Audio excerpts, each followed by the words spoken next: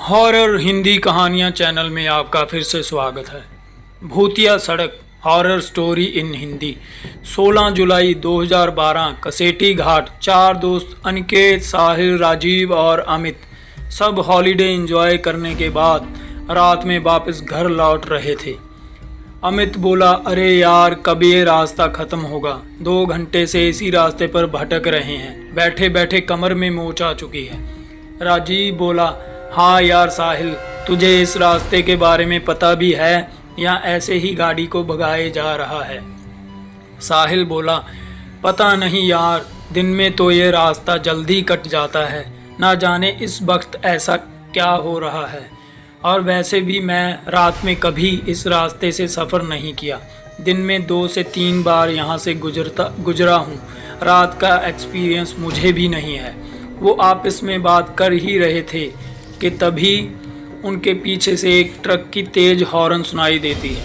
वो गाड़ी लगातार इनकी गाड़ी को ओवरटेक करने की कोशिश कर रही थी। अमित बोला, कैसा ड्राइवर है, पीकर गाड़ी चला रहा है क्या? इतने में उस ट्रक ने इनकी गाड़ी को एक तेज़ टक्कर मार दी और लगातार हॉर्न बजाता रहा। अनिकेत बोला, साहिल साइड दे उसको, वरना ऐसा लगता है कि ये हमें मारने के इरादे से आया है। साहिल उस ट्रक को साइड दे देता है और वो गाड़ी सीधा आगे निकल जाती है। साहिल बोलता है, तुम लोगों ने उस गाड़ी को देखा? ऐसा लग रहा था कि जैसे खंडर से निकला हो। ऐसा लगता है 200 साल पुरानी ट्रक है। वो लोग इस इंसिडेंट से घबरा गए थे। तकरीबन 10 मिनट बाद गाड़ी एक कब्रिस्तान से गुजरती है। उस हाईवे पर एक कब्रिस्तान भी पड़ता था, जो बहुत ही डरावना कब्रिस्तान था। गाड़ी जैसे ही उस कब्रिस्तान से गुजरती है, उन्हें कब्र के पास वही पुरानी ट्रक खड़ी दिखाई देती है, जो थोड़ी देर पहले उनकी जान की दुश्मन बनी थी। राजीव बोलता है, साहिल गाड़ी रोक, वो देख। अमित बोला, अरे यार, ये तो वही ट्रक है जिसने हमें परेशान कर दिया था। साहिल बोला, मुझे लगता है कि हमें एक बार जाकर देखना चाहिए कि बात क्या है। अमित बोलता है, तू पागल हो गया है क्या? आधी रात में इस कब्रिस्तान में जाने की बात कर रहा है। अरे मरना है क्या? अमित उन्हें वहां जाने से रोकने की कोशिश करता है, लेकिन तभी उन्हें उसी ट्रक से एक आदमी उतरता दिखाई देता है, जिसने काले रंग के कपड़े पहने हुए थे और उसके सर पर एक टोपी थी। वह लगभग 7 फीट लंबा और हट्टा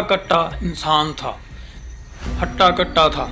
ये देखकर न जाने क्यों सबकी उत्सुकता और बढ़ गई और अमित के अलावा सभी उस आदमी के बारे में पता लगाने के लिए उत्सुक हो गए। सभी उस आदमी के पीछे जाते हैं और अमित को भी मजबूरन उन तीनों के साथ जाना पड़ता है। चारों जब उस ट्रक के दीवार के पास पहुंचते हैं तो उनका दिल बैठ गया। उन्होंने जो देखा, उसे देखने के बाद उनके रोंगटे खड़े हो गए। उन्होंने देखा कि एक ट्रक ड्राइवर कब्र खोदकर लाशों को निकालता है और उसे बेरहमी से खा जा रहा है। वह जिस्म के हर एक अंग को निकालकर गंदी तरह से खाए जा रहा है।